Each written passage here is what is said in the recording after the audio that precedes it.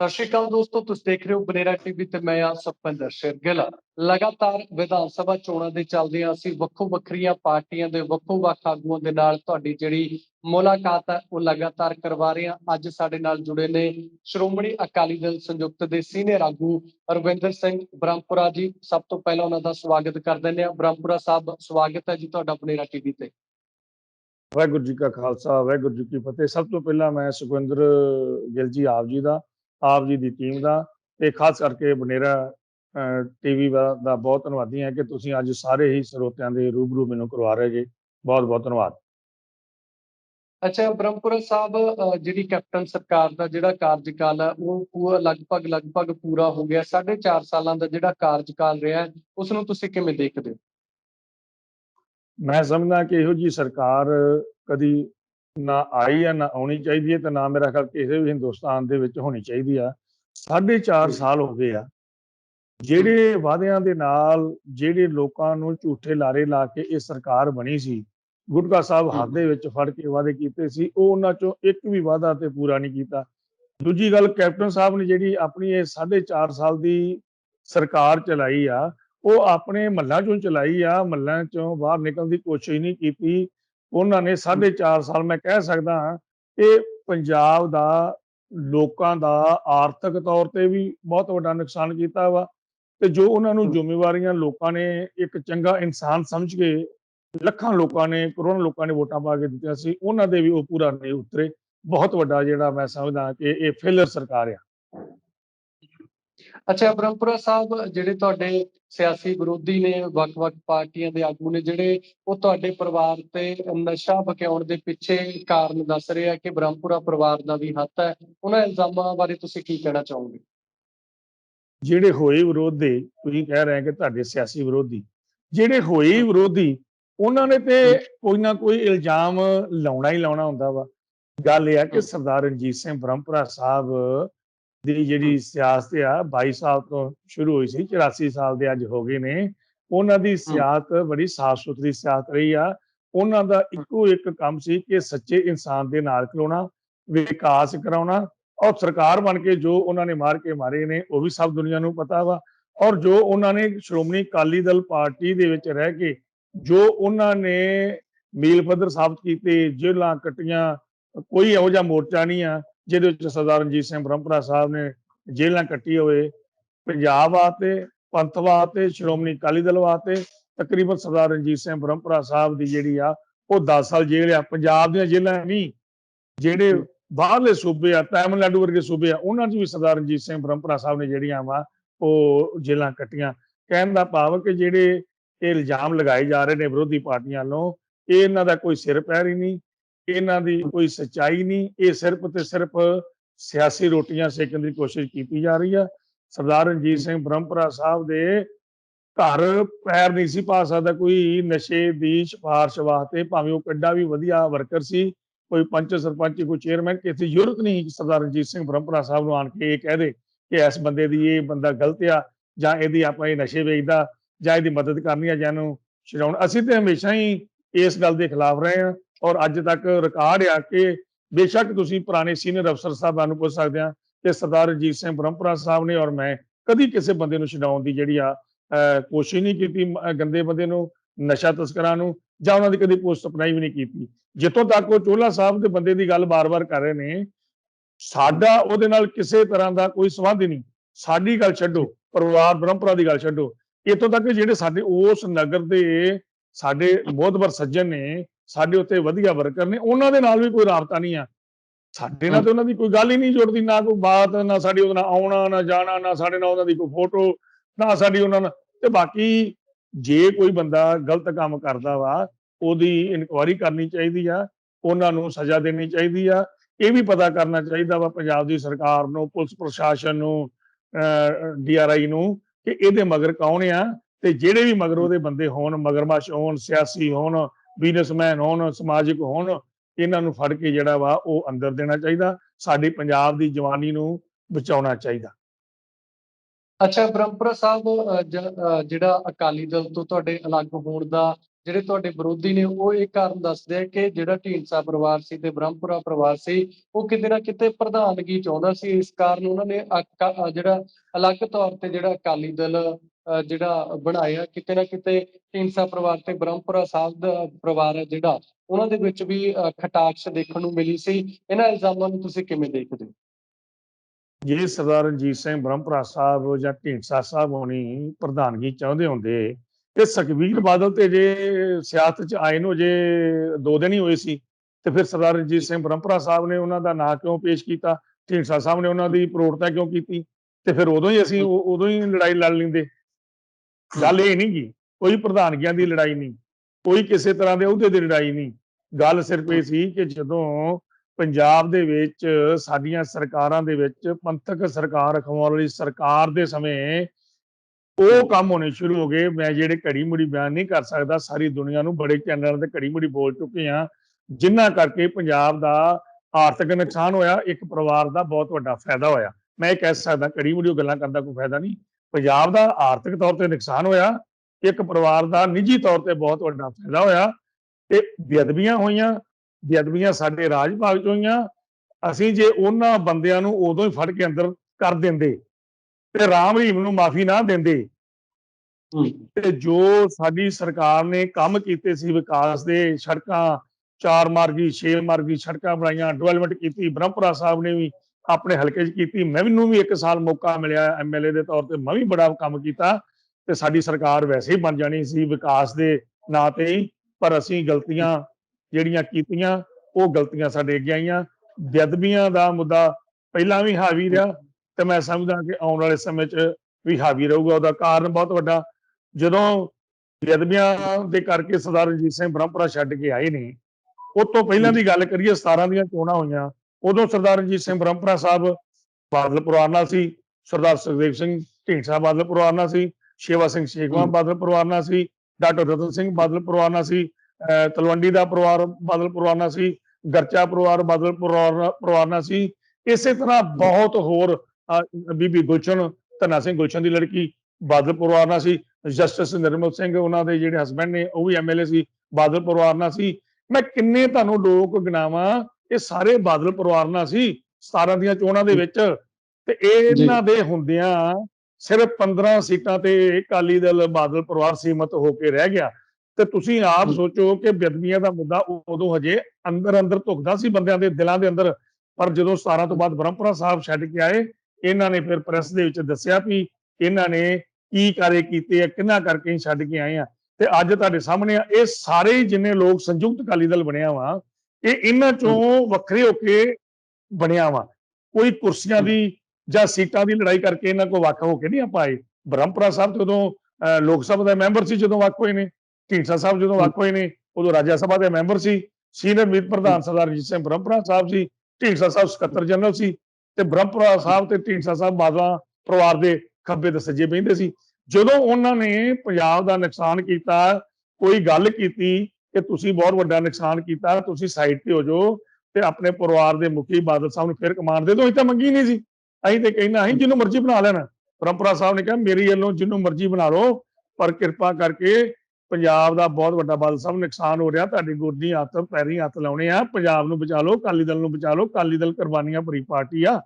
ਤੇ ਜਦੋਂ ਇਹ ਸਾਰੇ ਉਧਰੋਂ ਵੱਖ ਹੋ ਗਏ ਨੇ, ਤੇ ਤੁਸੀਂ ਕੀ ਸਮਝਦੇ ਆ ਕਿ 2022 ਦੀਆਂ ਚੋਣਾਂ ਦੇ ਵਿੱਚ ਬਾਦਲ ਪਰਿਵਾਰ 10 ਤੋਂ 15 ਸੀਟਾਂ ਜਿੱਤ ਜੂ?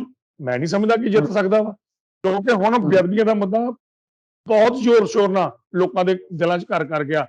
ਕਿਸਾਨੀ ਦਾ ਮੁੱਦਾ ਬਹੁਤ ਲੋਕਾਂ ਦੇ ਘਰ ਕਰ ਗਿਆ, ਕਿਉਂਕਿ ਕਿਸਾਨੀ ਅੱਜ ਜੇ ਸਾਲ ਹੋ ਗਿਆ, ਸਾਡੀਆਂ ਧੀਆਂ ਭੈਣਾਂ ਬੱਚੇ ਬਜ਼ੁਰਗ ਗਰਮੀ ਸਰਦੀ ਦੇ ਵਿੱਚ ਦਿੱਲੀ ਬੈਠੇ ਨੇ, ਬਾਰਡਰਾਂ ਤੇ ਬੈਠੇ ਨੇ, ਤੇ ਮੈਂ ਸਮਝਦਾ ਕਿ ਬਾਦਲ ਟੱਬਰ ਦੇ ਕਰਕੇ ਬੈਠੇ ਨੇ। ਜੇ ਬੀਬੀ ਹਰਸਿਮਰਤ ਕੌਰ ਬਾਦਲ ਕੈਬਨਿਟ ਮਿਨਿਸਟਰ ਪੰਜਾਬ ਸਰਕਾਰ ਜਿੱਦਣ ਆਰਡੀਨੈਂਸ ਆਈ ਸੀ ਕੈਬਨਿਟ ਮੀਟਿੰਗ 'ਚ, ਜੇ ਉਦੋਂ ਹੀ ਨਾ ਕਰ ਦਿੰਦੀ ਤਾਂ ਮੈਂ ਸਮਝਦਾ ਵਾਂ ਅੱਜ ਕਿਸਾਨੀ ਦੇ ਇਹ ਜਿਹੜੇ ਕਾਲੇ ਕਾਨੂੰਨ 3 ਨਹੀਂ ਬਣੇ। ਇਹਨਾਂ ਨੇ ਫਿਰ ਇੱਥੋਂ ਤੱਕ ਉਸ ਬਿੱਲਾਂ ਦੀ ਮਦਦ ਕੀਤੀ, ਕਹਿੰਦੇ ਰਹੇ ਇਹ ਕਿਸਾਨੀ ਬਿੱਲ ਬਹੁਤ ਚੰਗੇ ਨੇ, ਇਹ ਕਿਸਾਨਾਂ ਨੂੰ ਸਮਝ ਨਹੀਂ ਆ ਰਹੀ, ਇਹ ਕਿਸਾਨੀ ਬਿੱਲ ਬਹੁਤ ਲੋਕਾਂ ਦੇ ਫਾਇਦੇਮੰਦ ਨੇ, ਕਿਸਾਨਾਂ ਦੇ ਫਾਇਦੇਮੰਦ ਨੇ। ਸਰਦਾਰ ਸੁਖਬੀਰ ਸਿੰਘ ਬਾਦਲ ਵੀ ਕਹਿੰਦੇ ਰਹੇ, ਇੱਥੋਂ ਤੱਕ ਕਿ ਜਿਹੜੇ ਸਰਦਾਰ ਪ੍ਰਕਾਸ਼ ਸਿੰਘ ਬਾਦਲ ਘਰ ਰਹਿੰਦੇ ਆ, ਜਿਹੜੇ ਉਹ ਸਿਆਸਤ ਤੇ ਤਿਆਗ ਚੁੱਕੇ ਨੇ, ਜਾਂ ਉਹਨਾਂ ਨੂੰ ਘਰ ਬਹਾ ਦਿੱਤਾ ਗਿਆ ਵਾ, ਉਹ ਵੀ ਹੁਣ ਜਿਹੜਾ ਵਾ ਉਹਨਾਂ ਕੋਲ ਵੀ ਬਿਆਨ ਦਵਾ ਦਿੱਤਾ ਵੀ ਬਹੁਤ ਚੰਗੀ ਨੇ ਇਹ ਜਿਹੜੇ 3 ਬਿੱਲ ਆਏ ਨੇ। ਕਹਿਣ ਦਾ ਭਾਵ ਕਿ ਉਦੋਂ ਤੇ ਇਹ ਕਹਿੰਦੇ ਸੀ ਕਿ ਬਿੱਲ ਬਹੁਤ ਜਿਹੜੇ ਨੇ ਇਹ ਚੰਗੇ ਨੇ, ਇਹ ਇਹਨਾਂ ਦੇ ਕਿਸਾਨਾਂ ਦੇ ਹੱਕ ਦੀ ਗੱਲ, ਤੇ ਇਹਨਾਂ ਨੇ ਮੈਂ ਸਮਝਦਾ ਵੀ ਸਭ ਤੋਂ ਵੱਡਾ ਪਾਪ ਕੀਤਾ ਵਾ, ਇਹਨਾਂ ਦੇ ਕਰਕੇ ਉਹ 3 ਬਿੱਲ ਬਣੇ ਨੇ। ਤੇ ਅੱਜ ਹੁਣ ਗੱਲਾਂ ਕਰਦੇ ਨੇ, ਕਈ ਵਾਰ ਹਾਸਾ ਵੀ ਆਉਂਦਾ ਇਹਨਾਂ ਦੀਆਂ ਗੱਲਾਂ ਸੁਣ ਕੇ ਵੀ ਗਿਰਗਟ ਵਾਂਗੂ ਰੰਗ ਬਦਲਦੇ ਨੇ ਲੋਕ, ਸਿਆਸੀ ਬੰਦੇ। ਪਹਿਲਾਂ ਕਹਿੰਦੇ ਕਿ ਬਿੱਲ ਬਹੁਤ ਚੰਗੇ ਨੇ, ਹੁਣ ਜਦੋਂ ਕਿਸਾਨਾਂ ਨੇ ਨੱਕ 'ਚ ਦਮ ਕਰ ਦਿੱਤਾ, ਜਦੋਂ ਇਹਨਾਂ ਦੇ ਘਰ ਕੋਠੀਆਂ ਪਿੰਡ ਘੇਰ ਲਿਆ, ਤੇ ਫਿਰ ਦੇਤਾ ਅਸਤੀਫਾ ਦੇਤਾ। ਜਦੋਂ ਫਿਰ ਲੋਕਾਂ ਨੇ ਕਿਹਾ ਵੀ ਤੁਸੀਂ ਤੁਹਾਡੇ ਨੱਕ 'ਚ ਦਮ ਕਰ ਦੇਣਾ ਜੇ, ਉਹਨਾਂ ਨੂੰ ਐਨਡੀਓ ਨਾਲੋਂ ਨਾਤਾ ਤੋੜੋ, ਉਹ ਵੀ ਇਹਨਾਂ ਨੇ ਨਾਤਾ ਵੀ ਤੋੜ ਲਿਆ। ਪਰ ਲੋਕੀ ਭੁੱਲਦੇ ਨਹੀਂ, ਲੋਕਾਂ ਨੇ ਕਿਹਾ ਵਾ ਕਿ ਤੁਸੀਂ ਪੰਜਾਬ ਦਾ ਬਹੁਤ ਵੱਡਾ ਨੁਕਸਾਨ ਧਾਰਮਿਕ ਤੌਰ ਤੇ ਵੀ ਕੀਤਾ ਵਾ ਤੇ ਕਿਸਾਨੀ ਦੇ ਤੌਰ ਤੇ ਵੀ ਕੀਤਾ ਵਾ। ਮੈਂ ਸਮਝਦਾ ਵਾਂ ਕਿ ਅੱਜ ਭਾਵੇਂ ਇਹ ਗੱਲਾਂ ਕੀਤੀਆਂ ਜਾ ਰਹੀਆਂ ਕਿ ਕਿਸਾਨਾਂ ਦੇ ਬੱਚਿਆਂ ਨੂੰ ਜਿਹੜੇ ਮਰ ਗਏ ਨੇ ਉਹਨਾਂ ਨੂੰ ਅਸੀਂ ਨੌਕਰੀਆਂ ਦੇਵਾਂਗੇ, ਸਰਕਾਰੀ ਨੌਕਰੀਆਂ ਦੇਵਾਂਗੇ, ਤੇ ਮੈਂ ਸਮਝਦਾ ਕਿ ਪਹਿਲਾਂ ਤੁਹਾਨੂੰ ਖੜਨ ਦਾ ਸਮਾਂ ਸੀ, ਜੇ ਤੁਸੀਂ ਉਦੋਂ ਹੀ ਖੜ ਜਾਂਦੇ ਤੇ ਸਾਨੂੰ ਬਾਰਡਰਾਂ ਤੇ ਜਿਹੜਾ 550 ਬੰਦਾ ਮਰ ਗਿਆ, ਸ਼ਾਇਦ ਨਾ ਮਰਦਾ, ਤੇ ਲੋਕੀ ਆਪੋ ਆਪਣਾ ਕੰਮ ਕਰਨ ਦੇ ਹੁੰਦੇ। ਇਹ ਸਾਰਾ ਕੁਝ ਮੈਂ ਸਮਝਦਾ ਕਿ ਇਸ ਬਾਦਲ ਪਰਿਵਾਰ ਦੀ ਜਿਹੜੀ ਆ ਇਹ ਗਲਤੀ ਕਰਕੇ ਜਿਹੜਾ ਹੋਇਆ ਵਾ, ਤੇ ਲੋਕ ਕਿਸਾਨ ਪੰਜਾਬ ਵਾਸੀ ਨੁਕਸਾਨ ਭੁਗਤ ਰਹੇ ਨੇ। ਅੱਛਾ ਬ੍ਰਹਮਪੁਰਾ ਸਾਹਿਬ, ਤੁਸੀਂ ਬੇਅਦਬੀ ਦੇ ਮੁੱਦੇ ਦੀ ਗੱਲ ਕੀਤੀ, ਤਾਂ ਬੇਅਦਬੀ ਦੇ ਮੁੱਦੇ ਤੇ ਜਿਹੜੀ ਪੰਜਾਬ ਸਰਕਾਰ ਹੈ ਹੁਣ ਉਹਨੇ ਨਵੀਂ ਐਸਆਈਟੀ ਬਣਾ ਦਿੱਤੀ ਹੈ, ਤੇ ਨਾਲ ਦੀ ਨਾਲ ਜਿਹੜੇ ਕੈਪਟਨ ਨੇ ਉਹ ਕਹਿੰਦੇ ਆ ਕਿ ਜਿਹੜੀ ਕੁੰਵਰ ਵਿਜੇ ਪ੍ਰਤਾਪ ਹੋਰਾਂ ਦੀ ਰਿਪੋਰਟ ਆ ਕੋਟਕਪੂਰਾ ਗੋਲੀਕਾਂਡ ਮਾਮਲੇ ਦੇ ਸੰਬੰਧ ਦੇ ਵਿੱਚ, ਉਹ ਸੁਪਰੀਮ ਕੋਰਟ ਜਾਣਗੇ। ਤੇ ਇੱਕ ਪਾਸੇ ਨਵੀਂ ਐਸਆਈਟੀ ਸੁਖਬੀਰ ਬਾਦਲ ਤੋਂ, ਪ੍ਰਕਾਸ਼ ਬਾਦਲ ਤੋਂ ਤੇ ਸੰਤ ਬਾਬਾ ਰਣਜੀਤ ਸਿੰਘ ਢੱਡਰੀਆਂ ਵਾਲਿਆਂ ਤੋਂ ਪੁੱਛਗਿੱਛ ਕਰ ਰਹੀ ਹੈ, ਤੇ ਦੂਸਰੇ ਪਾਸੇ ਜਿਹੜੀ ਪੁਰਾਣੀ ਰਿਪੋਰਟ ਸੀ ਇਸ ਮਾਮਲੇ ਨਾਲ ਜੁੜੀ ਹੋਈ, ਉਸ ਦੇ ਸੰਬੰਧ ਦੇ ਵਿੱਚ ਸੁਪਰੀਮ ਕੋਰਟ ਜਾਣ ਦੀ ਗੱਲ ਕਰ ਰਹੇ। ਤੁਹਾਨੂੰ ਕੀ ਲੱਗਦਾ ਕਿ ਜਿਹੜਾ ਆਉਣ ਵਾਲੇ ਸਮੇਂ ਦੇ ਵਿੱਚ ਇਸ ਮਾਮਲੇ ਤੇ ਜਿਹੜੀ ਕੈਪਟਨ ਸਰਕਾਰ ਹੈ ਕਿਸੇ ਨਤੀਜੇ ਤੇ ਪਹੁੰਚ ਪਾਏਗੀ ਜੀ? 37 ਸਾਲ ਹੋ ਗਏ ਆ 1984 ਦਾ ਕਾਂਡ ਵਰਤੇ ਨੂੰ ਜੀ। ਭਾਵੇਂ ਅਕਾਲ ਤਖਤ ਸਾਹਿਬ ਦੇ ਉੱਤੇ ਹਮਲਾ ਹੋਇਆ, ਦਿੱਲੀ ਦੇ ਵਿੱਚ ਕਾਨਪੁਰ ਬੁਖਾਰੋ ਦੇ ਵਿੱਚ ਸਾਡੇ ਸਿੱਖਾਂ ਦੇ ਗਲਾਂ 'ਚ ਟਾਇਰ ਪਾ ਪਾ ਕੇ ਉਹਨਾਂ ਨੂੰ ਸਾੜ ਦਿੱਤਾ ਗਿਆ। ਨਿਸ਼ਾਨਦੇਹੀ ਕਿਹਨੇ ਕੀਤੀ? ਉਸ ਸਮੇਂ ਦੀ ਕਾਂਗਰਸ ਪਾਰਟੀ ਨੇ। ਉਹਨਾਂ ਨੂੰ ਕੁਰਸੀਆਂ ਦਿੱਤੀਆਂ ਗਈਆਂ, ਮਿਨਿਸਟਰੀਆਂ ਦਿੱਤੀਆਂ ਗਈਆਂ, ਤੇ 37 ਸਾਲ ਦੀ ਲੜਾਈ ਲੜਨ ਦੇ ਬਾਵਜੂਦ ਵੀ ਸਾਨੂੰ ਅੱਜ ਤੱਕ ਇਨਸਾਫ ਨਹੀਂ ਮਿਲਿਆ। ਕਿਉਂਕਿ ਧਿਆਨ ਸਿੰਘ ਡੋਗਰੇ ਜੇ ਪਹਿਲਾਂ ਮਹਾਰਾਜਾ ਰਣਜੀਤ ਸਿੰਘ ਦੇ ਰਾਜ ਦੇ ਵਿੱਚ ਸੀ ਨਾ, ਤਾਂ ਉਹ ਅੱਜ ਵੀ ਸਰਕਾਰਾਂ ਦੇ ਵਿੱਚ ਬੈਠੇ ਨੇ ਜਾਂ ਵਿੱਚ ਬੈਠੇ ਹੁੰਦੇ ਨੇ, ਉਹਨਾਂ ਦੇ ਸੰਬੰਧ ਹੁੰਦੇ ਨੇ। ਸਾਨੂੰ 84 ਦਾ ਵੀ 1984 ਦਿੱਲੀ ਦੇ ਦਾ ਵੀ ਅਜੇ ਇਨਸਾਫ ਨਹੀਂ ਮਿਲਿਆ, 37 ਸਾਲ ਹੋ ਗਏ ਆ। ਤੇ ਜਿਹੜੀ ਆ ਸਿੱਟ ਦੀ ਗੱਲ ਕਰਦੇ ਆ, ਉਹ 3-4 ਸਿੱਟਾਂ ਬਣ ਗਈਆਂ, 2-3 ਕਮਿਸ਼ਨ ਬਣ ਗਏ। ਇਹ ਤੇ ਬਾਦਲਾਂ ਦੀ ਤੇ ਕਾਂਗਰਸ ਦੀ ਰਲੀ, ਮੈਂ ਕਾਂਗਰਸ ਦੀ ਨਹੀਂ ਕਹੂੰਗਾ, ਬਾਦਲਾਂ ਦੀ ਤੇ ਕੈਪਟਨ ਦੀ ਮਿਲੀ ਭੁਗਤ ਆ। ਸਾਰੀ ਦੁਨੀਆ ਨੂੰ ਜੱਗ ਜ਼ਾਹਰ ਹੋ ਗਿਆ ਵਾ ਕਿ ਇਹ ਦੋਨੋਂ ਰਲੇ ਨੇ, ਫਰੈਂਡਲੀ ਮੈਚ ਖੇਡਦੇ ਨੇ, ਇਹ ਇੱਕ ਦੂਜੇ ਨੂੰ ਸੀਟਾਂ ਜਿਤਾਉਣ ਲਈ ਉਹ ਸਾਰਾ ਕੁਝ ਜਿਹੜੇ ਹੀਲੇ ਵਰਤਦੇ ਨੇ। ਪਰ ਮੈਂ ਇੱਕ ਗੱਲ ਜ਼ਰੂਰ ਕਹਿਣੀ ਚਾਹੁੰਦਾ ਕਿ ਸਿੱਟਾਂ ਜਿੰਨੀਆਂ ਮਰਜ਼ੀ ਬਣਾ ਲਓ, ਵੇਖੋ 3 ਅਦਾਲਤਾਂ ਵਾ ਸਾਡੀਆਂ ਇੱਥੇ, 3 ਅਦਾਲਤਾਂ। ਇੱਕ ਅਦਾਲਤ ਹਾਈ ਕੋਰਟ ਜਿਹਨੂੰ ਕਹਿੰਦੇ ਆ, ਸੁਪਰੀਮ ਕੋਰਟ ਕਹਿੰਦੇ ਆ, ਸੈਸ਼ਨ ਕੋਰਟ ਕਹਿੰਦੇ ਆ, ਇਹ ਆ ਦੁਨਿਆਵੀ ਅਦਾਲਤ। ਇਹਨੂੰ ਪੈਸਾ ਬਹੁਤ ਆ ਇਹਨਾਂ ਲੋਕਾਂ ਕੋਲ ਜਿਨ੍ਹਾਂ ਨੇ ਇਹ ਕਾਰੇ ਕੀਤੇ ਨੇ, ਜਿਨ੍ਹਾਂ ਬੇਅਦਬੀਆਂ ਕੀਤੀਆਂ, ਕਰਾਈਆਂ, ਪੁਸ਼ਤ ਪੁਨੈਣੀ ਕੀਤੀ, ਉਹਨਾਂ ਦੇ ਮਗਰ ਖਲੋਤੇ, ਉਹਨਾਂ ਨੂੰ ਬਚਾਇਆ, ਉਹਨਾਂ ਕੋਲ ਪੈਸਾ ਬਹੁਤ ਆ।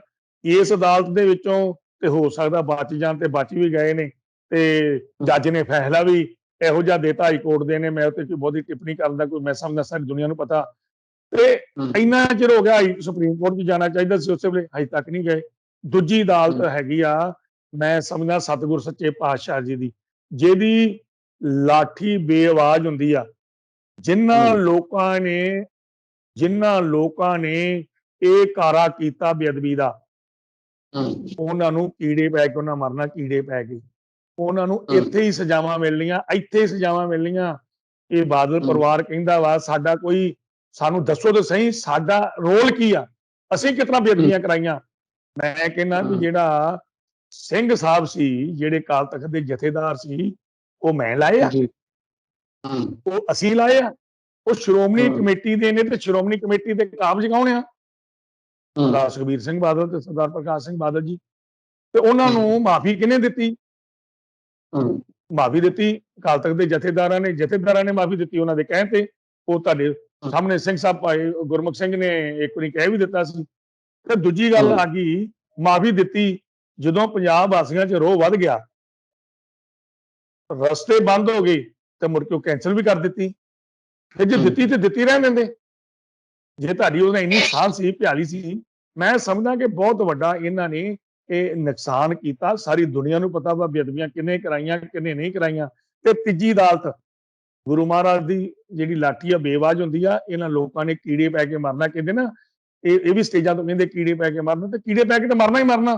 ਕਿਉਂਕਿ ਸਾਰੀ ਦੁਨੀਆ ਨੂੰ ਪਤਾ ਵੀ ਸਿੰਘ ਸਾਹਿਬਾਂ ਨੇ ਮਾਫੀ ਦਿੱਤੀ, ਤੇ ਸਿੰਘ ਸਾਹਿਬ ਕਹਿੰਦੇ ਤੇ ਸਭ ਨੂੰ ਪਤਾ। ਇਸ ਤੋਂ ਬਾਅਦ ਮੈਂ ਦੱਸਣ ਦੀ ਸਮਝਦਾ ਲੋੜ ਨਹੀਂ। ਤੀਜੀ ਅਦਾਲਤ ਆ ਜਿਹੜੀ ਅਦਾਲਤ ਸਮਾਜਿਕ ਤੌਰ ਤੇ, ਜਿਹਨੂੰ ਆਪਾਂ ਕਹਿੰਦੇ ਆ ਲੋਕਤੰਤਰ। ਲੋਕਤੰਤਰ ਦੇ ਵਿੱਚ ਬਾਦਲ ਪਰਿਵਾਰ ਦਾ ਜਿਹੜਾ ਪਿੱਛੇ ਹਾਲ ਹੋਇਆ 15 ਸੀਟਾਂ ਦੇ ਆ ਕੇ, ਜਿਹੜੀ ਪਾਰਟੀ ਸਰਕਾਰਾਂ ਬਣਾਉਂਦੀ ਹੁੰਦੀ ਸੀ, ਜਿਹੜੀ ਜਿਸ ਪਾਰਟੀ ਦਾ ਇਤਿਹਾਸ ਸੁਨਹਿਰੀ ਆ, ਪਰ ਇਹਨਾਂ ਨੇ ਉਸ ਇਤਿਹਾਸ ਨੂੰ ਕਲੰਕ ਲਾ ਕੇ ਤੇ ਆਪਣੇ ਪਰਿਵਾਰ ਦੀ ਪਾਰਟੀ ਬਣਾ ਕੇ ਰੱਖ ਲਿਆ। ਤੇ ਤੀਜੀ ਅਦਾਲਤ ਲੋਕਤੰਤਰ ਦੀ 2022 ਚ ਆ ਜਾਣੀ ਆ, ਤੇ ਲੋਕਾਂ ਨੇ ਇਹਨਾਂ ਨੂੰ ਇਹਨਾਂ ਦੇ ਕੀਤੇ ਹੋਏ ਕਰਮਾਂ ਦੀ ਸਜ਼ਾ ਦੇਣੀ ਆ। ਇਹ ਤੁਹਾਡੇ ਸਾਹਮਣੇ ਆ, ਸਭ ਕੁਝ ਵੇਖ ਲਿਓ। ਇਹ ਹੋਣਾ ਵਾ। ਅੱਛਾ ਬ੍ਰਹਮਪੁਰ ਜੀ, ਬ੍ਰਹਮਪੁਰ ਸਾਹਿਬ ਜਿਹੜੇ ਕਿਸਾਨ ਨੇ ਲਗਾਤਾਰ ਉਹ ਬੀਜੇਪੀ ਆਗੂਆਂ ਦਾ ਵਿਰੋਧ ਕਰ ਰਹੇ ਨੇ। ਬੀਤੇ ਕੱਲ ਇੱਕ ਮਾਮਲਾ ਸਾਹਮਣੇ ਆਇਆ ਪਟਿਆਲਾ ਦੇ ਰਾਜਪੁਰਾ ਇਲਾਕੇ ਤੋਂ, ਜਿੱਥੇ ਜਿਹੜਾ ਕਾਫੀ ਜਿਹੜਾ ਮਾਹੌਲ ਹੈ ਉਹ ਗਰਮ ਹੋ ਗਿਆ ਸੀ। ਬੀਤੇ ਦਿਨੀ ਹਰਿਆਣਾ ਦੇ ਜਿਹੜੇ ਵੱਖ-ਵੱਖ ਮੰਤਰੀ ਨੇ ਉਹਨਾਂ ਦਾ ਵੀ ਵਿਰੋਧ ਕੀਤਾ ਗਿਆ, ਤੇ ਬੀਤੇ ਦਿਨੀ ਜਗਰਾਉਂ ਤੋਂ ਜਿਹੜੇ ਵਿਧਾਇਕ ਨੇ ਆਮ ਆਦਮੀ ਪਾਰਟੀ ਦੇ, ਉਹਨਾਂ ਦਾ ਵੀ ਵਿਰੋਧ ਹੋ ਰਿਹਾ। ਇਸ ਚੀਜ਼ ਨੂੰ ਕਿਵੇਂ ਦੇਖਦੇ ਹੋ? ਕਿਉਂਕਿ ਵੱਖ-ਵੱਖ ਪਾਰਟੀਆਂ ਦੇ ਵੱਖ-ਵੱਖ ਜਿਹੜੇ ਸਿਆਸੀ ਆਗੂ ਨੇ, ਉਹਨਾਂ ਦਾ ਵਿਰੋਧ ਹੈ ਜਿਹੜਾ ਲਗਾਤਾਰ ਜਾਰੀ ਹੈ ਕਿਸਾਨਾਂ ਵੱਲੋਂ। ਕਿਵੇਂ ਦੇਖਦੇ ਹੋ ਇਸ ਚੀਜ਼ ਨੂੰ? ਦੇਖੋ ਜੀ, ਕਿਸਾਨੀ ਮਸਲਾ ਬਹੁਤ ਗੰਭੀਰ ਮਸਲਾ ਵਾ ਇਸ ਵੇਲੇ। ਇਹ ਹੱਲ ਹੋਣਾ ਚਾਹੀਦਾ। ਔਰ ਕਿਸਾਨਾਂ ਨੂੰ ਜਿਹੜੇ 1 ਸਾਲ ਤੋਂ ਦਿੱਲੀ ਬੈਠੇ ਨੇ, ਜਾਂ ਉੱਥੇ ਰੋਜ਼ ਧੁੱਪ ਦੇ ਵਿੱਚ, ਗਰਮੀ ਦੇ ਵਿੱਚ ਆਪਣੇ ਪਰਿਵਾਰ ਛੱਡ ਕੇ ਬੈਠੇ ਨੇ, ਜਾਂ ਜਿਹੜੇ ਹੁਣ ਵੀ ਕਈਆਂ ਟੋਲ ਪਲਾਜ਼ਿਆਂ ਤੇ ਬੈਠੇ ਨੇ, ਕੋਈ ਰੇਲਵੇ ਫਾਟਕਾਂ ਤੇ ਬੈਠਾ, ਜਾਂ ਜਿੱਥੇ ਵੀ ਆਪਣੀ ਡਿਊਟੀ ਕਿਸਾਨ ਨਿਭਾ ਰਿਹਾ ਵਾ, ਪਹਿਲਾਂ ਤੇ ਮੈਂ ਉਹਨਾਂ ਨੂੰ ਸਲਾਮ ਕਰਦਾ ਵਾਂ। ਇਹ ਬੜਾ ਵੱਡਾ ਉਹਨਾਂ ਦਾ ਜਿਗਰਾ। ਅਸੀਂ ਸਾਡੀ ਪਾਰਟੀ ਸੰਯੁਕਤ ਅਕਾਲੀ ਦਲ ਨੇ ਵੀ ਉਹਨਾਂ ਦੇ ਨਾਲ ਹਮੇਸ਼ਾ ਹੀ, ਜਦੋਂ ਟਕਸਾਲੀ ਅਕਾਲੀ ਦਲ ਸੀ ਉਦੋਂ ਵੀ ਅਸੀਂ ਉਹਨਾਂ ਨਾਲ ਖਲੋਤੇ ਸਾਂ। ਹੁਣ ਅਸੀਂ ਸੰਯੁਕਤ ਅਕਾਲੀ ਦਲ ਬਣ ਕੇ ਹੁਣ ਵੀ ਅਸੀਂ ਉਹਨਾਂ ਦੇ ਨਾਲ ਹਮੇਸ਼ਾ ਨਾਲ ਆ, ਕਿਸਾਨੀ ਦੇ ਨਾਲ ਆ। ਪਰ ਉਹਨਾਂ ਦਾ ਰੋਸ ਜਾਇਜ਼ ਵੀ ਆ। ਪਰ ਮੈਂ ਇਹ ਸਮਝਦਾ ਵਾਂ ਕਿ ਕਿਸੇ ਤਰੀਕੇ ਨਾਲ ਕਿਸੇ ਦੀ ਕੁੱਟਮਾਰ ਕਰਕੇ ਜਾਂ ਆਪਾਂ ਕਰਦੇ ਆ, ਉਹ ਇੰਨਾ ਨੁਕਸਾਨ ਜਿਹੜਾ ਵਾ ਉਹ ਆਪਣੇ ਪਾਰਟੀ ਦਾ ਹੋਊਗਾ, ਆਪਣੀ ਕਿਸਾਨੀ ਦਾ ਹੋਊਗਾ। ਉਹਦਾ ਕੋਈ ਫਾਇਦਾ ਨਹੀਂ। ਜਿਹੜਾ ਤੁਸੀਂ ਅੰਦੋਲਨ ਸ਼ੁਰੂ ਕੀਤਾ ਉਹ ਬਹੁਤ ਵਧੀਆ ਅੰਦੋਲਨ ਆ। ਉਹਦੇ ਨਾਲ ਲੋਕ ਖੜੇ ਨੇ, ਸਾਰੇ ਲੋਕ ਖੜੇ ਨੇ, ਅਸੀਂ ਵੀ ਖੜੇ ਆ, ਹੋਰ ਵੀ ਪਾਰਟੀਆਂ ਦੇ ਲੋਕ ਖੜੇ ਹੋਣਗੇ, ਕਿਉਂਕਿ ਅਸੀਂ ਕਿਸਾਨ ਪਹਿਲਾਂ ਵਾਂ ਤੇ ਸ਼੍ਰੋਮਣੀ ਅਕਾਲੀ ਦਲ ਸੰਯੁਕਤ ਦੇ ਜਿਹੜੇ ਵਰਕਰ ਬਾਅਦ ਦੇ ਵਿੱਚ ਆ। ਇਸ ਕਰਕੇ ਉਹਨਾਂ ਦਾ ਜਿਹੜਾ ਵਿਰੋਧ ਹੋਇਆ ਉਹ ਲਾਜ਼ਮੀ ਗੁੱਸਾ ਹੁੰਦਾ ਮਨਾਂ ਦੇ ਵਿੱਚ, ਕਿਉਂਕਿ ਇੰਨੀ ਤਕਲੀਫ ਸਹਿਣ ਦੇ ਬਾਵਜੂਦ ਵੀ ਸਰੀਰ ਦਾ ਖੂਨ ਬਾਲਾ ਮਾਰ ਜਾਂਦਾ ਵਾ। ਤੇ ਜੇ ਉਹਨਾਂ ਨੇ 1-2 ਤੁੱਕਾ ਥਾਵਾਂ ਤੇ ਰੋਕਿਆ, ਤੇ ਉਹਨਾਂ ਦੇ ਉਹਨੇ ਮਨ ਦੀ ਗੱਲ ਸੀ। ਕਿਸਾਨਾਂ ਨੇ ਜੋ ਕੀਤਾ ਉਹਨਾਂ ਦੇ ਠੀਕ ਕਰ ਰਹੇ ਨੇ, ਅਸੀਂ ਉਹਨਾਂ ਦੇ ਨਾਲ ਆ। ਅੱਛਾ ਬ੍ਰਹਮਪੁਰਾ ਸਾਹਿਬ, ਤੁਸੀਂ ਕਿਹਾ ਕਿ ਕਿਸਾਨਾਂ ਦੇ ਨਾਲੋਂ ਅਨਿਲ ਜੋਸ਼ੀ ਨੇ ਜਿਹੜੇ ਬੀਜੇਪੀ ਦੇ ਆਗੂ, ਉਹ ਲਗਾਤਾਰ ਕਿਸਾਨਾਂ ਦੇ ਹੱਕ ਦੇ ਵਿੱਚ ਬੋਲਦੇ ਸੀ, ਜਾਂ ਮਾਸਟਰ ਮੋਹਨ ਲਾਲ ਹੋਰੀ ਜਿਹੜੇ ਲਗਾਤਾਰ ਇਸ ਮਾਮਲੇ ਤੇ ਬੋਲਦੇ ਆਏ ਆ ਕਿਸਾਨਾਂ ਦੇ ਹੱਕ ਦੇ ਵਿੱਚ। ਉਹਨਾਂ ਦਾ ਕਹਿਣਾ ਹੈ ਕਿ ਜਿਹੜੀ ਪੰਜਾਬ ਬੀਜੇਪੀ ਸੀ ਉਹ ਚੰਗੀ ਤਰ੍ਹਾਂ ਜਿਹੜੇ ਪੰਜਾਬ ਦੇ ਮੁੱਦਿਆਂ ਨੂੰ ਸੀ ਉਹ ਕੇਂਦਰ ਸਰਕਾਰ ਦੇ ਅੱਗੇ ਪੇਸ਼ ਨਹੀਂ ਕਰ ਸਕੀ, ਤੇ ਹੁਣ ਅਨਿਲ ਜੋਸ਼ੀ ਨੂੰ ਪਾਰਟੀ ਤੋਂ ਬਾਹਰ ਕੱਢ ਦਿੱਤਾ ਗਿਆ। ਤੁਸੀਂ ਕਿਵੇਂ ਦੇਖਦੇ ਹੋ ਇਸ ਸਾਰੇ ਮਾਮਲੇ ਨੂੰ? ਕੀ ਤੁਹਾਡੀ ਪਾਰਟੀ ਦੇ ਵਿੱਚ ਅਨਿਲ ਜੋਸ਼ੀ ਦਾ ਤੁਸੀਂ ਸਵਾਗਤ ਕਰੋਗੇ ਜੇ ਤੁਹਾਡੀ ਪਾਰਟੀ ਦੇ ਵਿੱਚ ਆਉਣਾ ਚਾਹਣ? ਦੇਖੋ, ਮੈਂ ਜਦੋਂ ਤੱਕ ਭਾਰਤੀ ਜਨਤਾ ਪਾਰਟੀ ਦੀ ਗੱਲ ਆ, ਜਾਂ ਇਸ ਤੋਂ ਬਿਨਾਂ ਹੋਰ ਪਾਰਟੀਆਂ ਦੀ ਵੀ ਗੱਲ ਆ, ਉਹਦੇ ਬਾਰੇ ਜ਼ਰੂਰ ਜ਼ਿਕਰ ਕਰੂੰਗਾ। ਇਹ ਤਕਰੀਬਨ ਸਾਰੀਆਂ ਹੀ ਪਾਰਟੀਆਂ ਦੇ ਵਿੱਚ ਇਹ ਜਿਹੜੀ ਧਾਰਨਾ ਬਣ ਚੁੱਕੀ ਆ ਕਿ ਜਦੋਂ ਕੋਈ ਸੱਚਾਈ ਦੇ ਮਾਰਗ ਨੂੰ ਲੈਂਦਾ ਨਾ, ਉਹਨੂੰ ਪਾਰਟੀ ਤੋਂ ਬਾਹਰ ਦਾ ਰਸਤਾ ਵਿਖਾ ਦਿੰਦੇ ਕਿ ਉਹ ਸੱਚੀ ਗੱਲ ਕਰਦਾ ਕਿਉਂ। ਇਹਦੇ ਵਿੱਚ 2 ਗੱਲਾਂ ਹੁੰਦੀਆਂ, ਇੱਕ ਤੇ ਨਿੱਜੀ ਕਿਹੜੇ ਲੀਡਰਾਂ ਦੀ ਆਪਸੀ ਹੁੰਦੀ ਆ, ਤੇ ਦੂਜੀ ਉਹਨਾਂ ਨੂੰ ਬਹਾਨਾ ਮਿਲ ਜਾਂਦਾ ਵੀ ਇਹਨੇ ਬਗਾਵਤ ਕੀਤੀ ਆ, ਜਾਂ ਇਹਨੇ ਬਿਆਨ ਇਹੋ ਜਿਹਾ ਦੇਤਾ। ਪਾਰਟੀ ਦੇ ਵਿੱਚ ਰਹਿੰਦੇ ਆ, ਤੁਹਾਨੂੰ ਕਈ ਵਾਰ ਸੱਚਾਈ ਦੀ ਗੱਲ ਕਰਨੀ ਪੈਂਦੀ ਆ। ਜੇ ਤੁਸੀਂ ਸੱਚਾਈ ਦੀ ਗੱਲ ਨਹੀਂ ਕਰਦੇ, ਤੁਸੀਂ ਲੋਕਾਂ ਦੇ ਲੀਡਰ ਨਹੀਂ ਬਣ ਸਕਦੇ। ਤੁਸੀਂ ਮੁੱਖ ਮੰਤਰੀ ਵੀ ਜੇ ਤੁਹਾਡੇ ਬਣ ਸਕਦੇ ਆ, ਕਿਤੇ ਨਾ ਕਿਤੇ ਚਾਂਸ ਲੱਗ ਜੇ, ਮੰਤਰੀ ਵੀ ਬਣ ਜਾਂਦੇ, MLA ਵੀ ਬਣ ਜਾਂਦੇ ਆ। ਪਰ ਜੇ ਲੋਕਾਂ ਦੇ ਲੀਡਰ ਬਣਨਾ, ਤੇ ਫਿਰ ਤੁਹਾਨੂੰ ਜਿਹੜੇ ਸੱਚੇ ਮੁੱਦੇ ਉਹ ਚੁੱਕਣੇ ਪੈਣੇ ਆ, ਚੁੱਕ ਕੇ ਰੱਖਣੇ ਚਾਹੀਦੇ, ਤੇ ਲੋਕਾਂ ਦੀ ਆਵਾਜ਼ ਬਣ ਕੇ ਲੋਕਾਂ ਦੇ ਸਾਹਮਣੇ ਆਓ। ਉਹਨੇ ਜੋਸ਼ੀ ਜੀ ਨੇ ਆਪਣੀ ਪਾਰਟੀ ਦੇ ਵਿੱਚ ਜੇ ਆਵਾਜ਼ ਉਠਾਈ ਆ ਤਾਂ ਉਹਨੇ ਕੋਈ ਮਾੜਾ ਕੰਮ ਤੇ ਕੀਤਾ ਹੀ ਨਹੀਂ ਸੀ। ਉਹਨੇ ਕਿਸਾਨੀ ਦੀ ਗੱਲ ਕੀਤੀ। ਉਹਨੇ ਕਿਹਾ ਮੈਂ ਬਿੱਲਾਂ ਦਾ ਵਿਰੋਧ ਨਹੀਂ ਕਰ ਰਿਹਾ। ਤੁਸੀਂ ਉਹਨਾਂ ਦੇ ਬਿਆਨ ਸੁਣੋ ਤੇ ਪੜ੍ਹੋ, ਉਹਨਾਂ ਦੀ ਚਿੱਠੀ ਪੜ੍ਹੋ। ਉਹਨੇ ਕਿਹਾ ਮੈਂ ਕਿਸਾਨੀ ਬਿੱਲਾਂ ਦੇ ਜੋ ਮੋਦੀ ਸਾਹਿਬ ਨੇ ਬਣਾਏ ਮੈਂ ਉਹਦਾ ਵਿਰੋਧ ਨਹੀਂ ਕਰ ਰਿਹਾ। ਮੈਂ ਕਹਿ ਰਿਹਾ ਕਿ ਕਿਸਾਨੀ ਮਸਲੇ ਨੂੰ ਹੱਲ ਕੀਤਾ ਜਾਵੇ, ਇਹਦੇ ਵਾਸਤੇ ਸਰਕਾਰ ਦੀ ਜ਼ਿੰਮੇਵਾਰੀ ਆ। ਤੇ ਦੂਜੀ ਗੱਲ ਉਹਨਾਂ ਨੇ ਕਿਹਾ ਕਿ ਜਿਹੜੀ ਮੇਰੀ ਭਾਰਤੀ ਜਨਤਾ ਪਾਰਟੀ ਪੰਜਾਬ ਦੀ ਇਕਾਈ ਦੇ ਪ੍ਰਧਾਨ ਜਾਂ ਜਿਹੜੇ ਵੀ ਇਹਨਾਂ ਦੇ ਹੋਰ ਨੇਤਾ ਸਾਹਿਬਾਨ ਨੇ, ਉਹ ਜਾ ਕੇ ਪੰਜਾਬ ਤੋਂ ਦਿੱਲੀ ਉਹਨਾਂ ਨੂੰ ਸੱਚਾਈ ਦੱਸਣ। ਇਹਨਾਂ ਨੇ ਉੱਥੇ ਸੱਚਾਈ ਨਹੀਂ ਦੱਸੀ। ਇਹ ਕਹਿੰਦੇ ਰਹੇ ਕਿ ਮੁੱਠੀ ਭਰ ਲੋਕ ਨੇ, ਇਸ ਕਰਕੇ ਜਿਹੜਾ ਵਾ ਫਿਕਰ ਨਾ ਕਰੋ, ਇਸ ਕਰਕੇ ਜਿਹੜਾ ਇਹ ਸਾਰਾ ਨੁਕਸਾਨ ਜਿਹੜਾ ਹੋਇਆ। ਤੇ ਮੈਂ ਸਮਝਦਾ ਕਿ ਉਹਨਾਂ ਨੇ ਆਪਣੇ ਮਨ ਦੀ ਆਵਾਜ਼, ਲੋਕਾਂ ਦੀ ਆਵਾਜ਼ ਬਣ ਕੇ ਉਹਨਾਂ ਨੇ ਆਪਣੇ ਬਿਆਨ ਦਿੱਤੇ ਸੀ। ਜੇ ਅੱਜ ਉਹਨਾਂ ਨੇ ਪਾਰਟੀ ਚੋਂ ਉਹਨੂੰ ਬਾਹਰ ਕੱਢ ਦਿੱਤਾ ਤੇ ਇਹਦੇ ਵਿੱਚ ਵੀ ਕੁਝ ਲੋਕ ਕਿਸੇ ਨਾ ਕਿਸੇ ਚੰਗੇ ਲੀਡਰ ਤੋਂ ਔਖੇ ਵੀ ਹੁੰਦੇ ਨੇ। ਤੇ ਦੂਜੀ ਗੱਲ, ਉਹਨਾਂ ਨੂੰ ਬਹਾਨਾ ਵੀ ਮਿਲ ਗਿਆ ਤੇ ਉਹਦਾ ਨੋਟਿਸ ਦਾ ਜੇ ਜਵਾਬ ਗਿਆ ਤੇ ਅਗਲੇ ਦਿਨ ਉਹਨੂੰ ਬਾਹਰ ਕੱਢ ਦਿੱਤਾ।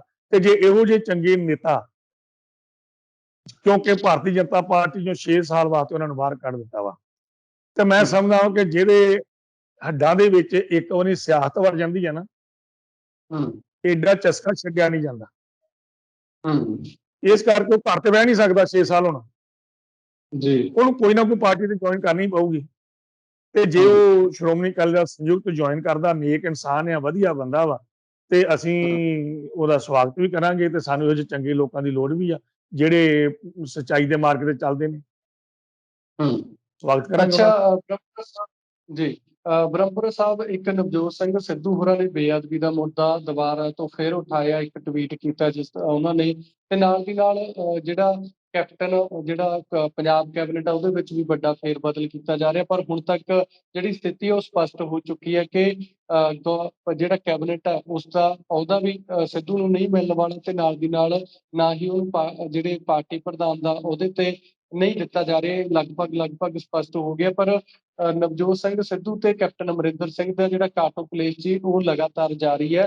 ਤੁਸੀਂ ਕਿਵੇਂ ਦੇਖਦੇ ਹੋ? ਇੱਕ ਪਾਸੇ ਜਿਹੜਾ ਆਮ ਆਦਮੀ ਪਾਰਟੀ ਨੂੰ ਵੀ ਘੇਰਦੇ ਨਜ਼ਰ ਆ ਰਹੇ ਆ, ਤੇ ਹੁਣ ਨਵਜੋਤ ਸਿੰਘ ਸਿੱਧੂ ਹੋਰਾਂ ਦੇ ਕੋਲ ਸਿਰਫ ਤੁਹਾਡੀ ਪਾਰਟੀ ਦਾ ਜਿਹੜਾ ਮੰਚ ਹੈ, ਜਾਂ ਤਾਂ ਉਹ ਆਪਣਾ ਨਵਾਂ ਮੰਚ ਬਣਾਉਣ ਜਾਂ ਤੁਹਾਡੀ ਪਾਰਟੀ ਦਾ ਮੰਚ ਹੈ। ਜੇਕਰ ਨਵਜੋਤ ਸਿੰਘ ਸਿੱਧੂ ਤੁਹਾਡੀ ਪਾਰਟੀ ਦੇ ਵਿੱਚ ਆਉਂਦੇ ਆ ਤਾਂ ਕਿੰਨਾ ਕੁ ਫਾਇਦਾ ਜਿਹੜਾ ਤੁਸੀਂ ਮੰਨਦੇ ਹੋ ਕਿ 2022 ਦੀਆਂ ਚੋਣਾਂ ਦੇ ਵਿੱਚ ਹੋ ਸਕਦਾ ਜੀ? ਗਿਲ ਸਾਹਿਬ, ਮੈਂ ਤੁਹਾਨੂੰ ਵਾਰੀ-ਵਾਰੀ ਸਿੱਧੂ ਸਾਹਿਬ ਦੇ ਬਾਰੇ ਜ਼ਿਕਰ ਕਰੂੰ। ਜਿਹੜੀ ਤੁਸੀਂ ਗੱਲਾਂ ਕੀਤੀਆਂ, 2-3 ਕੁਐਸਚਨ ਬਣ ਗਏ ਤੁਹਾਡੇ ਜਿਹੜੇ ਨੇ। ਜਿੱਥੋਂ ਤੱਕ ਜੀ ਉਹਨਾਂ ਨੇ ਟਵੀਟ ਕਰਕੇ ਬੇਅਦਬੀਆਂ ਦੀ ਗੱਲ ਕੀਤੀ ਆ, ਜੀ ਅੱਜ ਹੀ ਨਹੀਂ, ਇਸ ਤੋਂ ਪਹਿਲਾਂ ਵੀ ਵਿਧਾਨ ਸਭਾ ਦੇ ਵਿੱਚ ਤਕਰੀਬਨ 40 ਐਮਐਲਏ ਸਾਹਿਬਾਨ ਨੇ ਵਿਧਾਨ ਸਭਾ ਦਾ ਸੈਸ਼ਨ ਚੱਲਦਿਆਂ ਤੇ ਇਸੇ ਹੀ ਨਵਜੋਤ ਸਿੰਘ ਸਿੱਧੂ ਨੇ ਝੋਲੀ ਕੱਢ ਕੇ, ਕੈਪਟਨ ਸਾਹਿਬ ਬੈਠੇ ਸੀ ਤੇ ਉਹਦੇ ਗਾੜੀ ਝੋਲੀ ਕੱਢ ਕੇ ਕਿਹਾ ਸੀ ਕਿ ਐਸ ਮੇਰੀ ਝੋਲੀ ਦੇ ਵਿੱਚ ਬੇਅਦਬੀਆਂ ਦਾ ਫੈਸਲਾ ਕਰਕੇ ਸੁਣਾ ਦਿਓ, ਦੋਸ਼ੀਆਂ ਨੂੰ ਫੜ ਕੇ ਅੰਦਰ ਦੇ ਦਿਓ।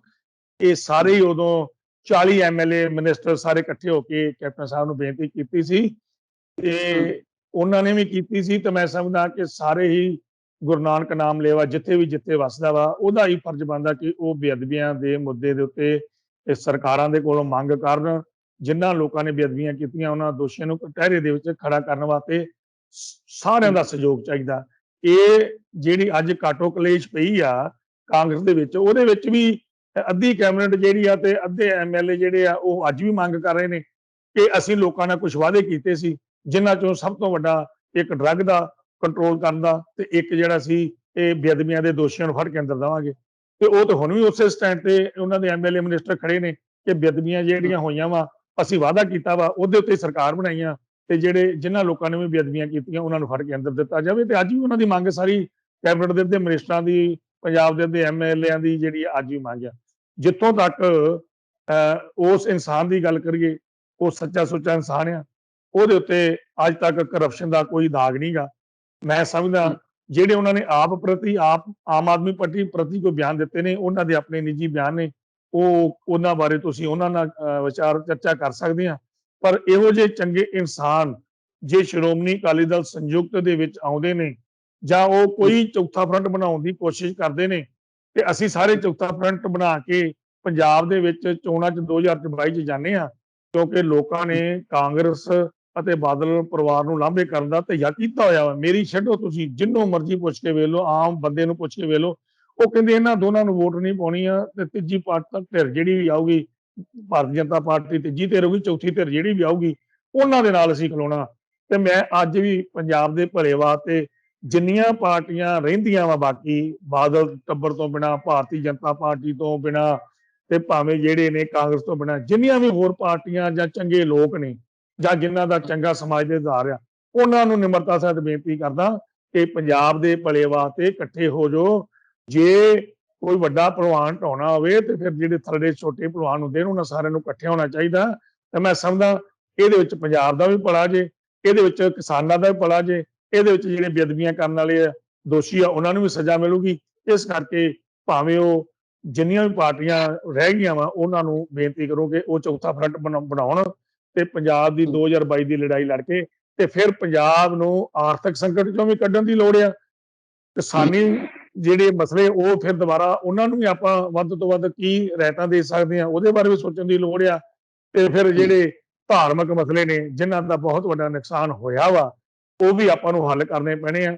ਤੇ ਮੈਂ ਸਮਝਦਾ ਕਿ ਸਰਕਾਰ ਤੋਂ, ਸੈਂਟਰ ਸਰਕਾਰ ਕੋ ਮੰਗ ਕਰਦਾ ਕਿ ਸ਼੍ਰੋਮਣੀ ਗੁਰਦੁਆਰਾ ਪ੍ਰਬੰਧਕ ਕਮੇਟੀ ਦੀਆਂ ਚੋਣਾਂ ਹੋਇਆਂ ਨੂੰ ਬਹੁਤ ਸਮਾਂ ਬੀਤ ਗਿਆ। ਸ਼੍ਰੋਮਣੀ ਗੁਰਦੁਆਰਾ ਪ੍ਰਬੰਧਕ ਕਮੇਟੀ ਦੀਆਂ ਚੋਣਾਂ ਵੀ ਛੇਤੀ ਕਰਾ ਦਿਓ। ਜੇ ਸ਼੍ਰੋਮਣੀ ਕਮੇਟੀ ਦੀਆਂ ਚੋਣਾਂ ਛੇਤੀ ਹੋ ਜਾਂਦੀਆਂ ਤੇ ਮੈਂ ਸਮਝਦਾ ਕਿ ਉਹਦੇ ਵਿੱਚ ਆਪਣੇ ਆਪ ਹੀ ਸਾਰੀ ਸਫਾਈ ਹੋ ਜਾਊਗੀ। ਜਿਹੜੇ ਚੰਗੇ ਬੰਦੇ ਆ ਉਹ ਆਉਣਗੇ ਤੇ ਜਿਹੜੇ ਗੰਦੇ ਆ ਉਹ ਉੱਥੋਂ ਕੱਢ ਕੇ ਬਾਹਰ ਕਰ ਦਾਂਗੇ ਤੇ ਆਪੇ ਹੀ ਕੰਮ ਜਿਹੜਾ ਵਾ ਉਹ ਵਧੀਆ ਚੱਲ ਪਊਗਾ। ਇਹ ਮੇਰੀ ਦਿੱਲੀ ਸਰਕਾਰ ਨੂੰ ਬੇਨਤੀ ਵੀ ਇਲੈਕਸ਼ਨ ਸ਼੍ਰੋਮਣੀ ਗੁਰਦੁਆਰਾ ਪ੍ਰਬੰਧਕ ਕਮੇਟੀ ਦੀ ਛੇਤੀ ਕਰਾਈ ਜਾਵੇ। ਅੱਛਾ ਬ੍ਰਹਮਪੁਰਾ ਸਾਹਿਬ, ਇੱਕ ਚੀਜ਼ ਹੋਰ, ਅਰਵਿੰਦ ਕੇਜਰੀਵਾਲ ਹੁਣੇ ਪੰਜਾਬ ਦਾ ਦੌਰਾ ਕਰਦੇ ਆ ਤਾਂ ਉੱਥੇ 300 ਯੂਨਿਟ ਮੁਫਤ ਬਿਜਲੀ ਦੇਣ ਦਾ ਐਲਾਨ ਕਰਦੇ ਆ ਤੇ ਬੀਤੇ ਦਿਨੀ ਉੱਤਰਾਖੰਡ ਦੇ ਵਿੱਚ ਜਾਂਦੇ ਉੱਥੇ ਵੀ 300 ਯੂਨਿਟ ਮੁਫਤ ਦੇਣ ਦਾ ਐਲਾਨ ਕਰਦੇ ਆ। ਪਰ ਇੱਕ ਪਟੀਸ਼ਨ ਹੈ ਜਿਹੜੀ ਉਹਨਾਂ ਨੇ ਸੁਪਰੀਮ ਕੋਰਟ 'ਚ ਪਾਈ ਹੈ ਕਿ ਜਿਹੜੇ ਥਰਮਲ ਪਲਾਂਟ ਨੇ ਉਹਨਾਂ ਨੂੰ ਬੰਦ ਕਰ ਦੇਣਾ ਚਾਹੀਦਾ, ਜਿਹੜੇ ਪ੍ਰਦੂਸ਼ਣ ਕਰਦੇ ਨੇ, ਪ੍ਰਦੂਸ਼ਣ ਦੇ ਮੁੱਦੇ ਤੇ, ਭਾਵੇਂ ਕਿ ਸੁਪਰੀਮ ਕੋਰਟ ਨੇ ਉਹਨਾਂ ਦੀ ਪਟੀਸ਼ਨ ਨੂੰ ਰੱਦ ਕਰ ਦਿੱਤਾ ਹੈ। ਤਾਂ ਇਹਨਾਂ ਦੋਵੇਂ ਘਟਨਾਵਾਂ ਨੂੰ ਤੁਸੀਂ ਕਿਵੇਂ ਦੇਖਦੇ ਹੋ ਜੀ?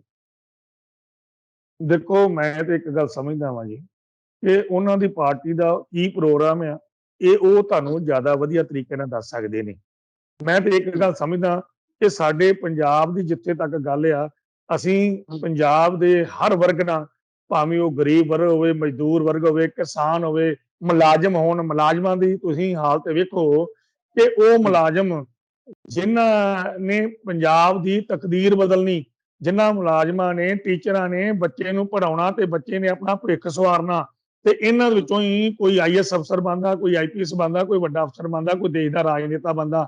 ਅੱਜ ਉਸ ਟੀਚਰਾਂ ਦੇ ਨਾਲ ਜੋ ਕੁਝ ਹੋ ਰਿਹਾ, ਜੋ ਪੰਜਾਬ ਦੇ ਮੁਲਾਜ਼ਮਾਂ ਨਾਲ ਹੋ ਰਿਹਾ, ਉਹ ਤੁਹਾਡੇ ਸਾਹਮਣੇ ਆ।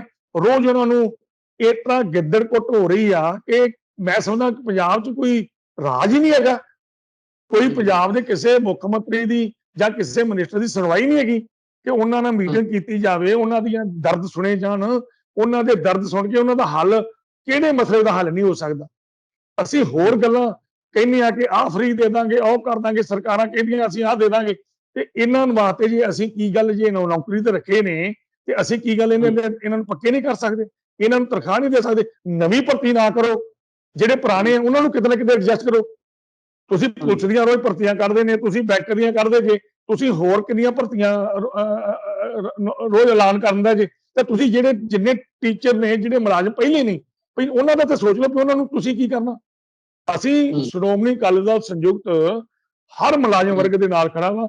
ਗੁਰੂ ਕਿਰਪਾ ਕਰੇ ਸੱਚੇ ਪਾਤਸ਼ਾਹ, ਇਹਨਾਂ ਨੇ ਤੇ ਕਾਂਗਰਸ ਨੇ ਤੇ ਮਸਲਾ ਹੱਲ ਨਹੀਂ ਕਰਨਾ ਮੁਲਾਜ਼ਮਾਂ ਦਾ। ਇਹਨਾਂ ਨੂੰ ਤੇ ਇਸ ਤਰ੍ਹਾਂ ਹੀ ਇਹਨਾਂ ਨੇ ਕੁੱਟਣਾ, ਮਾਰਨਾ, ਜੋ ਦਬਾਉਂਦੇ ਆ ਦਬਾਉਣਾ। ਸ਼੍ਰੋਮਣੀ ਅਕਾਲੀ ਦਲ ਦੀ ਸੰਯੁਕਤ ਜੇ ਚੌਥੇ ਫਰੰਟ ਦੀ ਸਰਕਾਰ ਆਊਗੀ, ਜੇ ਅਸੀਂ ਉਹਦੇ ਵਿੱਚ ਭਾਈਵਾਲ ਹੁੰਦੇ ਆ, ਤੇ ਫਿਰ ਮੈਂ ਤੁਹਾਨੂੰ ਦਾਅਵਾ ਕਰਦਾ ਕਿ ਇੱਕ ਕਿਸਾਨੀ ਮਸਲਿਆਂ ਦੇ ਨਾਲ ਨਾਲ ਇਹ ਮਸਲਾ ਗੰਭੀਰ ਮੁਲਾਜ਼ਮਾਂ ਦਾ, ਇਹ ਵੀ ਜਿਹੜਾ ਹੱਲ ਕੀਤਾ ਜਾਊ, ਇਹਨਾਂ ਦੀਆਂ ਮੰਗਾਂ ਵੀ ਮੰਨੀਆਂ ਜਾਣਗੀਆਂ।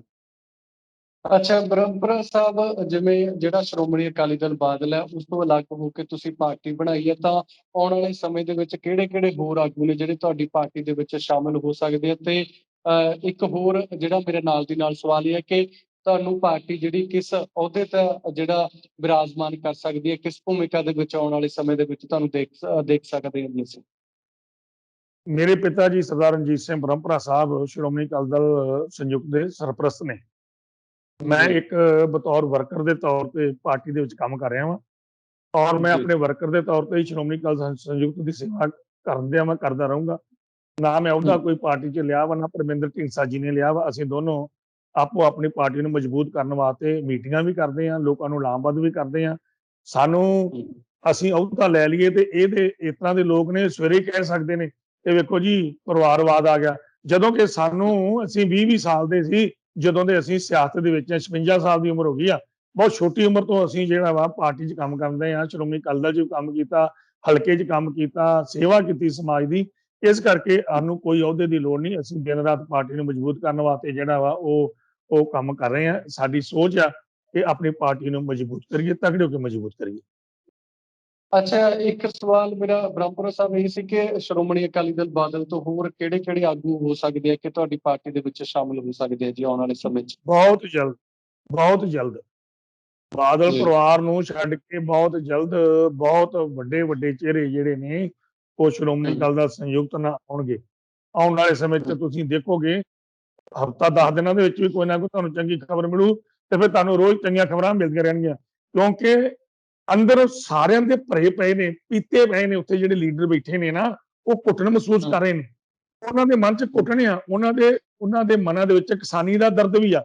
ਉਹਨਾਂ ਦੇ ਮਨਾਂ ਦੇ ਵਿੱਚ ਬੇਅਦਬੀਆਂ ਹੋਈਆਂ ਵਾ, ਉਹਦਾ ਵੀ ਦਰਦ ਆ। ਪਰ ਕਈ ਹਮ, ਵਾਰ ਹੁੰਦਾ ਨਾ ਵੀ ਜਿਹੜਾ ਜ਼ਮੀਰ ਉਹਨਾਂ ਨੂੰ ਟੋਨਦੀ ਆ, ਰੋਜ਼ ਹਿਲਾਉਂਦੀ ਆ। ਪਰ ਹਮ। ਜਿੱਦਣ ਉਹਨਾਂ ਦੀ ਆਪਣੇ ਤੌਰ ਤੇ ਜ਼ਮੀਰ ਜਾਗ ਗਈ ਨਾ, ਉਹਨਾਂ ਨੇ ਛਾਲਾਂ ਮਾਰ ਕੇ ਬਾਹਰ ਆ ਜਾਣਾ ਤੇ ਇਹ ਪਰਿਵਾਰ ਨੇ ਇਕੱਲਿਆਂ ਰਹਿ ਜਾਣਾ। ਤੁਹਾਡੇ ਸਾਹਮਣੇ ਹੋਊਗਾ ਸਭ ਕੁਝ। ਜੀ ਬ੍ਰਹਮਪੁਰਾ ਸਾਹਿਬ, ਤੁਸੀਂ ਬਨੇਰਾ ਟੀਵੀ ਨੂੰ ਸਮਾਂ ਦਿੱਤਾ, ਬਹੁਤ ਬਹੁਤ ਸ਼ੁਕਰੀਆ ਜੀ। ਆਪ ਜੀ ਦਾ ਵੀ ਬਹੁਤ ਬਹੁਤ ਧੰਨਵਾਦ। ਵਾਹਿਗੁਰੂ ਜੀ ਕਾ ਖਾਲਸਾ, ਵਾਹਿਗੁਰੂ ਜੀ ਕੀ ਫਤਿਹ। ਇਹ ਸਨ ਸਾਡੇ ਨਾਲ ਰਵਿੰਦਰ ਸਿੰਘ ਬ੍ਰਹਮਪੁਰਾ ਜੀ, ਜਿਨ੍ਹਾਂ ਨੇ ਪੰਜਾਬ ਦੀ ਰਾਜਨੀਤੀ ਤੇ ਬੜੀ ਬੇਬਾਕੀ ਦੇ ਨਾਲ ਆਪਣੀ ਰਾਏ ਰੱਖੀ ਹੈ। ਉਹਨਾਂ ਦੇ ਵਿਚਾਰ ਤੁਹਾਨੂੰ ਕਿਵੇਂ ਲੱਗੇ ਨੇ ਕਮੈਂਟ ਕਰਕੇ ਜ਼ਰੂਰ ਦੱਸਣਾ। ਅਗਲੀ ਮੁਲਾਕਾਤ ਹੈ ਜਿਹੜੀ ਉਹ ਕਿਸੇ ਹੋਰ ਸ਼ਖਸੀਅਤ ਦੇ ਨਾਲ ਹੋਵੇਗੀ ਤੇ ਜਲਦ ਲੈ ਕੇ ਤੁਹਾਡੇ ਰੂਬਰੂ ਹੋਵਾਂਗੇ। ਉਦੋਂ ਤੱਕ ਦਿਓ ਇਜਾਜ਼ਤ, ਰੱਬ ਰਾਖਾ।